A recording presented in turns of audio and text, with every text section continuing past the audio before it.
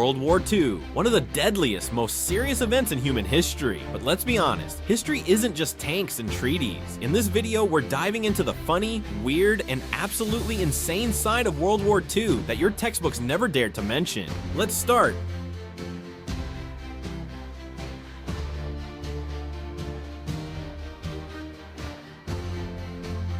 Number 1. In World War II, the Nazis had secret projects to reanimate the dead. They conducted weird tests involving electric shocks to corpses, freezing people and trying to revive them, and even injecting strange chemicals to restart organs. No, they didn't create brain-eating monsters, but they sure inspired a lot of post-war zombie movies. Some of these scientists even ended up working for other countries after the war. So if you've ever wondered why zombies in movies wear uniforms and grunt like soldiers, well, now you know. Number 2. During World War II, the BBC wasn't just for news and weather. It became a spy headquarters with jazz music. The British used radio broadcasts to send coded messages to resistance fighters in Nazi-occupied Europe. No fancy tech, just a friendly voice reading poetry. The tulips will bloom tonight. Sounds lovely, right? Well, it could actually mean blow up the train at midnight. Agents were trained to recognize specific phrases, tuning in daily like it was Netflix for spies. Meanwhile, the Germans were frantically trying to decode weather reports. These sneaky poems helped coordinate real missions, airdrops, sabotage, all hidden in plain sight. The BBC casually helping win the war with rhymes.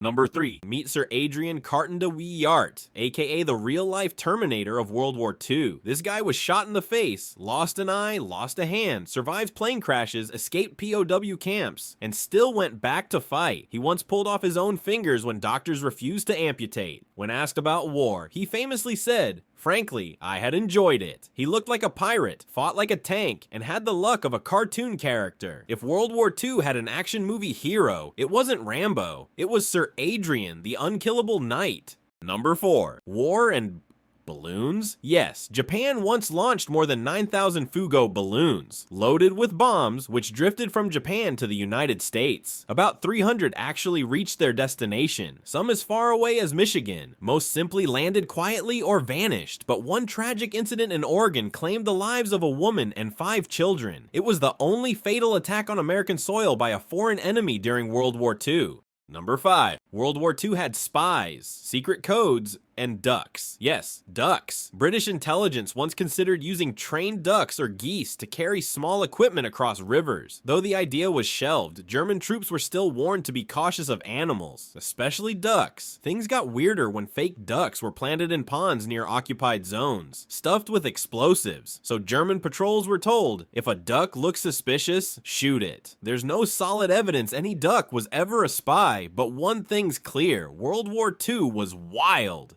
Number 6. Meet Wojtek, the bear who wasn't just a mascot. He was a real soldier in the Polish army. Adopted by Polish troops in the Middle East, Wojtek drank beer, rode trucks, and even learned to salute officers. But at the Battle of Monte Cassino, he truly earned his stripes, helping carry heavy artillery shells under fire. Like a pro, the army made it official. Wojtek was promoted to private, then corporal. After the war, he retired, like a true veteran, to the Edinburgh Zoo, where he was visited by old army buddies. Locals loved him, and yes, he still liked beer. Wojtek wasn't just a bear, he was army, absolute legend of World War II.